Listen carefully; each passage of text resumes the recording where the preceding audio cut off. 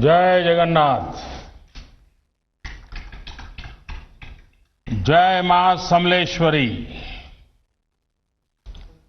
ओडिशार भाई भौणी मानकु मोर जुहार। नुआ वर्ष समस्तक पाई मंगलमय हेऊ। ओडिशा के माननीय राज्यपाल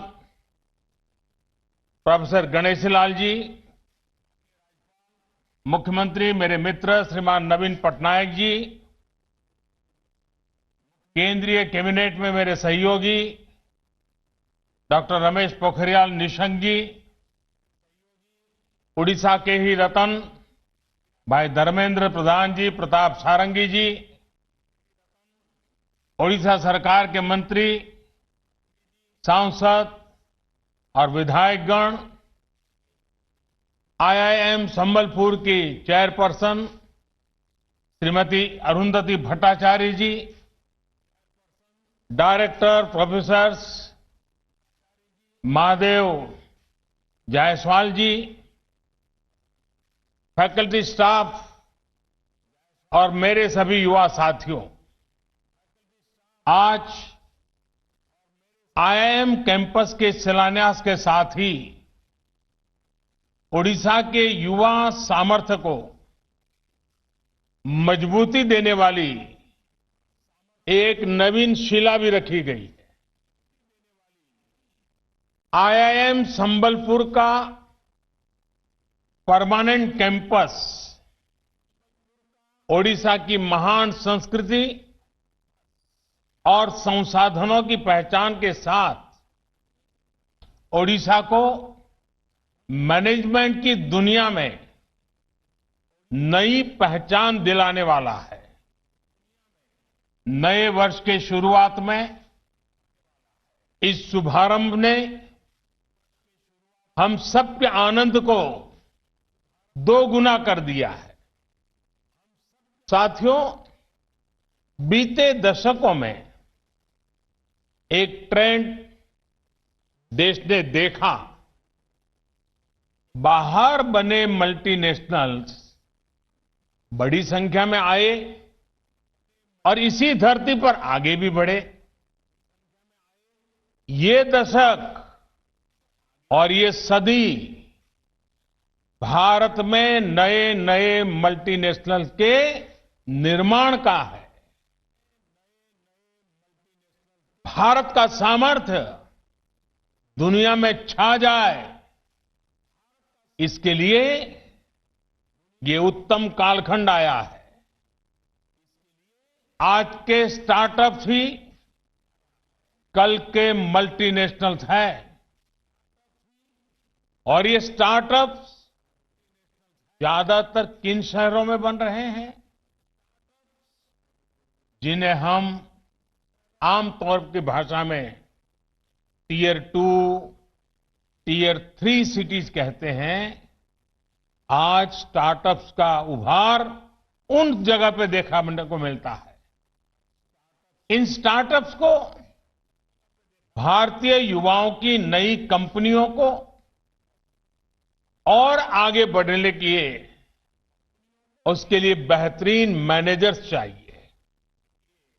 देश के नए क्षेत्रों में नए अनुभव लेकर निकल रहे मैनेजमेंट एक्सपर्ट्स भारत की कंपनियों को नई ऊंचाई देने में बड़ी भूमिका निभाएंगे। साथियों, मैं कहीं पढ़ रहा था कि इस साल कोविड संकट के बावजूद भारत ने पिछले सालों की तुलना में ज्यादा यूनिकॉर्न दिए हैं। आज खेती से लेकर स्पेस सेक्टर तक जो अभूतपूर्व रिफॉर्म्स किए जा रहे हैं, उनमें स्टार्टअप्स के लिए स्कोप लगातार बढ़ रहा है। आपको इन नई संभावनाओं के लिए खुद को तैयार करना है। आपको अपने कैरियर को भारत की आशाओं और आकांक्षाओं के साथ जोड़ना है। इस नए दशक में ब्रांड इंडिया को नई ग्लोबल पहचान दिलाने की जिम्मेदारी हम सब पर है, विशेष रूप से हमारे नौजवानों पर है। साथियों, आईआईएम संबलपुर का ध्येय मंत्र है नवसर्जनम, सुचिता, समावेशतत्वम, यानी इनोवेशन, इंटीग्रिटी और इंक्लूसिवनेस। आपको इस मंत्र की ताकत के साथ देश को अपनी मैनेजमेंट स्किल दिखानी है। आपको नए निर्माण को तो प्रोत्साहित करना ही है, सभी के समावेश पर भी जोर देना है। जो विकास की दौड़ में पीछे छूट गया है, उसे भी साथ लेना है।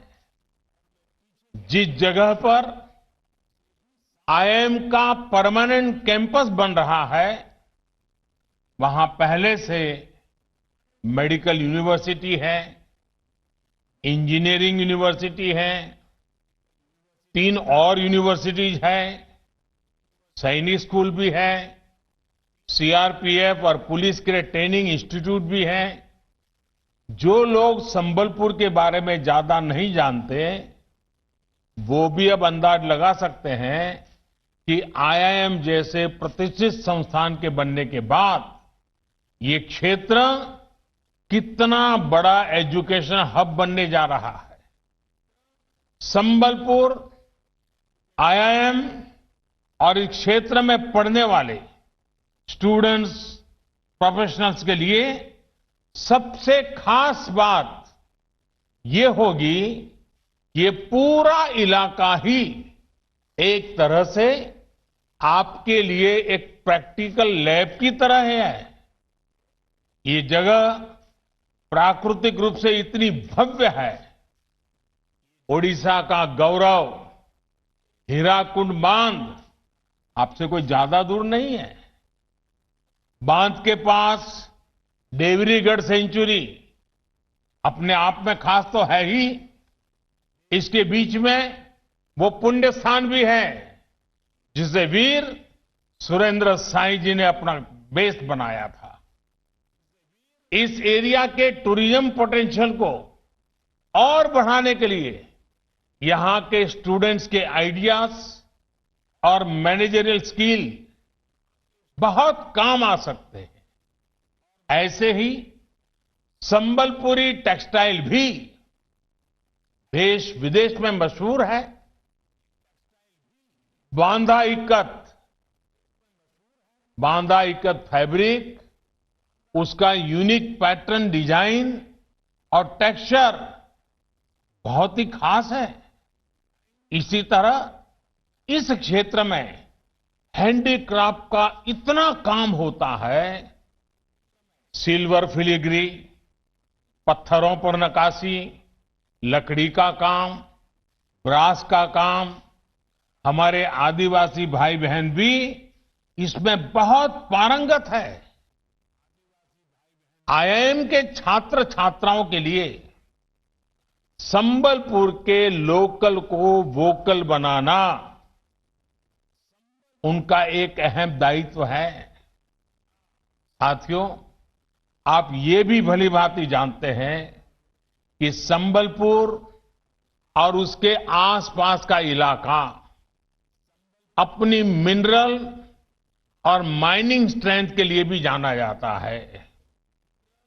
हाई ग्रेड आयरन हो, बॉक्साइट, क्रोमाइट, मैंगनीज, कोल, लाइमस्टोन से लेकर गोल्ड, जेमस्टोन, डायमंड, यहां की प्राकृतिक संपदा को अनेक गुना बढ़ाते हैं।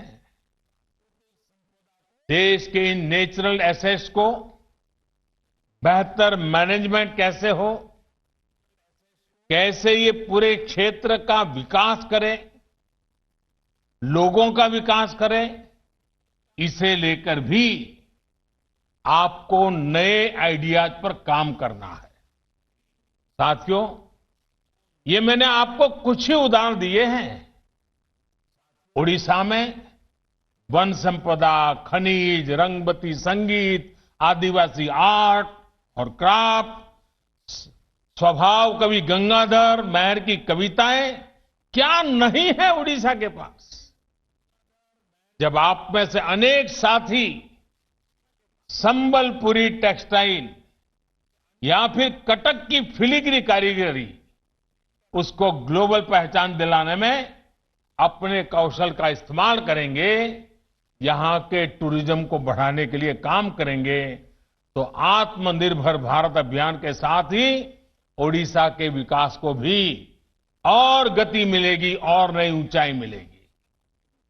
साथियों, लोकल को ग्लोबल बनाने के लिए आप सभी आईआईएम के युवा साथियों को नए और इनोवेटिव समाधान तलाशने हैं। मुझे विश्वास है हमारे आईआईएम्स आत्मनिर्भरता के देश के मिशन में स्थानीय उत्पादों और अंतर्राष्ट्रीय कोलैबोरेशन के बीच ब्रिज का काम कर सकते हैं। आप सभी का जो इतना विशाल और दुनिया के कोने में फैला अलुमनाई नेटवर्क है, वो भी इसमें बहुत मदद कर सकते हैं। साल 2014 तक हमारे यहां 13 आईआईएम थे, अब देश में 20 आईआईएम है।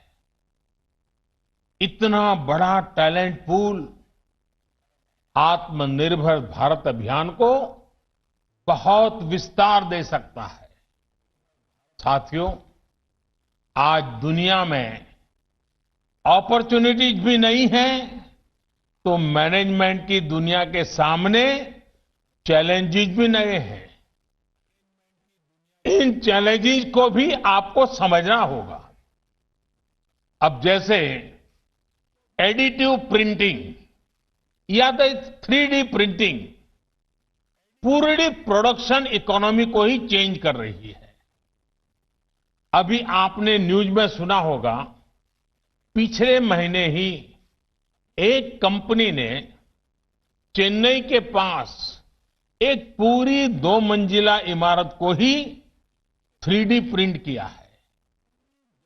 जब जब प्रोडक्शन के तरीके बदलेंगे तो लॉजिस्टिक्स और सप्लाई चेन से जुड़ी व्यवस्थाओं में भी बदलाव होगा। इसी तरह टेक्नोलॉजी आज हर जियोग्राफिकल लिमिटेशंस को दूर कर रही है। एयर कनेक्टिविटी ने 20वीं सदी के बिजनेस को सिमलेस बनाया, तो डिजिटल कनेक्टिविटी 21वीं सदी के बिजनेस को ट्रांसफॉर्म करने वाली है। वर्क फ्रॉम एनीवेयर के कंसेप्ट से पूरी दुनिया ग्लोबल विलेज से ग्लोबल वर्क प्लेस में बदल गई है। भारत ने भी इसके लिए हर जरूरी रिफॉर्म बीते कुछ महीनों में तेजी से किए हैं। हमारी कोशिश है कि हम ना सिर्फ समय के साथ चले, बल्कि समय के पहले चलने की भी कोशिश करें। साथियों, जैसे काम के तरीके बदल रहे हैं, वैसे ही मैनेजमेंट स्किल्स की डिमांड भी बदल रही है। अब टॉप डाउन या टॉप हैवी मैनेजमेंट के बजाय कोलैबोरेटिव, इनोवेटिव और ट्रांसफॉर्मेटिव मैनेजमेंट का समय है। ये कोलैबोरेशन अपनियों के साथियों के साथ जरूरी है ही, बॉट्स और एल्गोरिथम्स भी अब टीम मेंबर्स के रूप में आपके साथ है। इसलिए आज जितना ह्यूमन मैनेजमेंट जरूरी है, उतना ही टेक्नोलॉजिकल मैनेजमेंट भी आवश्यक है। मैं तो आपसे भी और देश भर के आईआईएम से और बिजनेस मैनेजमेंट से जुड़े दूसरे स्कूलों से एक आग्रह करूंगा।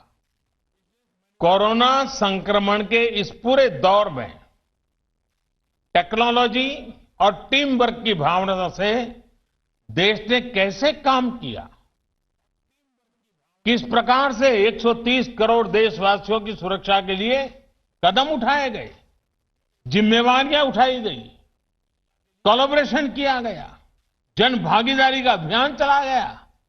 इन सारे विषयों पर रिसर्च होना चाहिए, डॉक्यूमेंट तैयार होने चाहिए। 130 करोड़ के देश ने कैसे समय समय पर इनोवेट किया, कैपेसिटी और कैपेबिलिटी को कैसे भारत ने बहुत कम समय में ही एक्सपांड किया, इनसे मैनेजमेंट का बहुत बड़ा सबक है। कोविड के दौरान देश ने पीपीई किट का, मास्क का, वेंटिलेटर का परमानेंट सॉल्यूशन निकाल दिया है। साथियों, हमारे यहां एक परंपरा बन गई थी कि प्रॉब्लम सॉल्विंग के लिए शॉर्ट टर्म अप्रोच अपनाई जाए। देश अब उस सोच से बाहर निकल गया है। अब हमारा जोर तत्कालिक जरूरतों से भी आगे बढ़कर लॉन्ग टर्म सॉल्यूशन पर है और इसमें मैनेजमेंट का भी एक बहुत अच्छा सबक सीखने को मिलता है। हमारे बीच में अरुंधति जी मौजूद है। देश में गरीबों के लिए जनधन खातों के लिए किस तरह की प्लानिंग हुई, किस तरह इंप्लीमेंटेशन हुआ, इसका मैनेजमेंट किया गया, इस पूरे प्रोसेस की तो वो भी गवा रही हैं, क्योंकि उस समय वो बैंक संभालती थी। जो गरीब कभी बैंक के दरवाजे तक नहीं जाता हो, ऐसे 40 करोड़ से ज्यादा गरीबों के बैंक अकाउंट खोलना इतना भी आसान नहीं है। और ये बातें मैं आपको इसलिए बता रहा हूं क्योंकि मैनेजमेंट का मतलब बड़ी बड़ी कंपनियां संभालना ही नहीं होता। सच्चे अर्थ में तो भारत जैसे देश के लिए मैनेजमेंट का मतलब जिंदगियां संभालना भी होता है।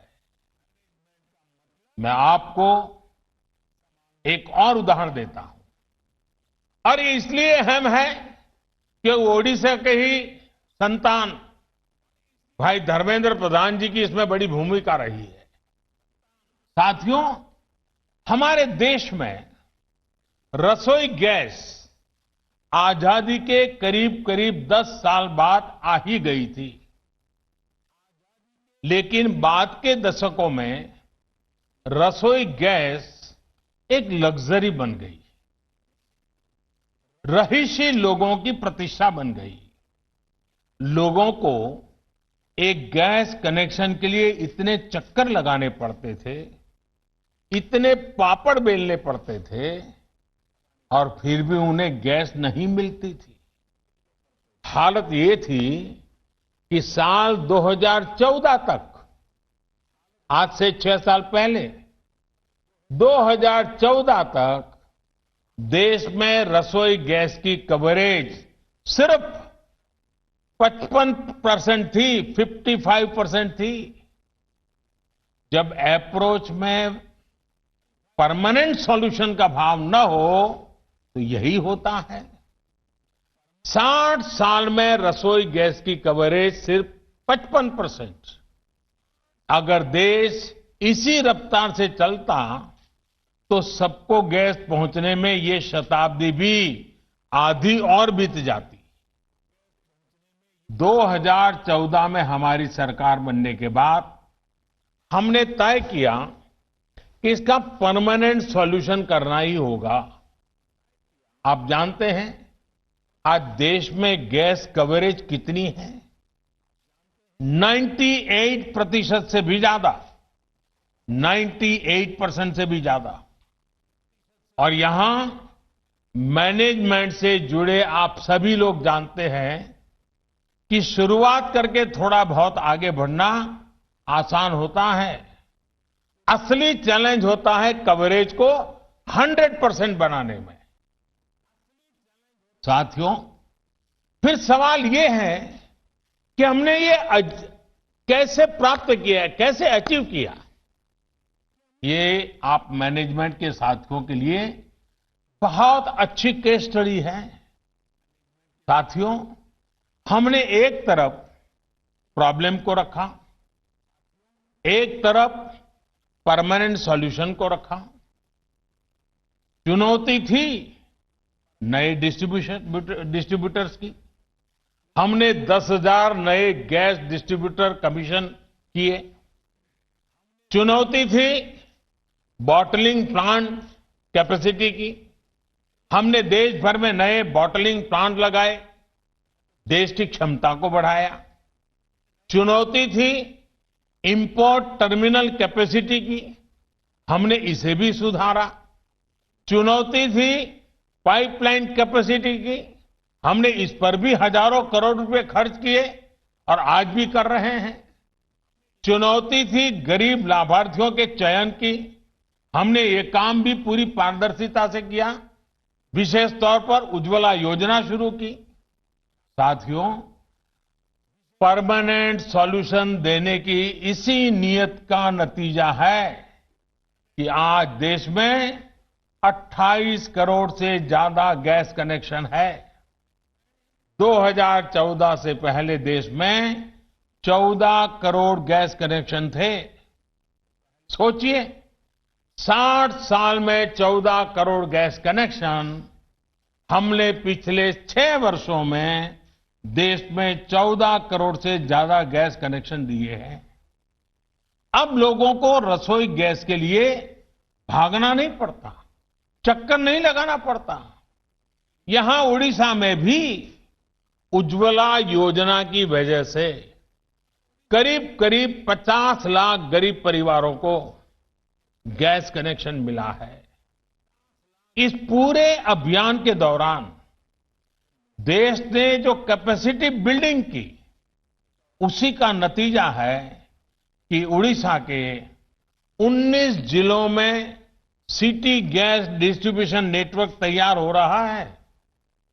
साथियों, ये उदाहरण मैंने आपको इसलिए भी समझाया क्योंकि जितना आप देश की जरूरतों से जुड़ेंगे, देश की चुनौतियों को समझेंगे, उतने ही अच्छे मैनेजर्स भी बन पाएंगे और उतने ही अच्छे उत्तम सॉल्यूशन भी दे पाएंगे। मैं समझता हूं हायर एजुकेशन से जुड़े संस्थानों के लिए जरूरी है वो सिर्फ अपनी एक्सपर्टाइज तक ही फोकस न रहें, बल्कि उनका दायरा व्यापक होना चाहिए। इसमें बड़ी भूमिका वहां पढ़ने आने वाले स्टूडेंट्स की होती है।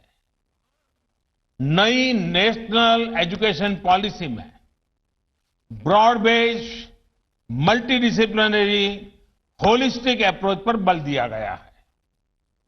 प्रोफेशनल एजुकेशन के समाज के साथ जो साइलोस आ जाते थे, उनको दूर करने का प्रयास किया जा रहा है। हम राष्ट्र के विकास के लिए हर किसी को मेन स्ट्रीम में मुख्य धारा में लाना चाहते हैं। ये भी तो इंक्लूसिव नेचर ही है। मुझे भरोसा है आप इस विजन को पूरा करेंगे। आपके प्रयास, आईआईएम संबलपुर के प्रयास आत्मनिर्भर भारत के अभियान को सिद्ध करेंगे।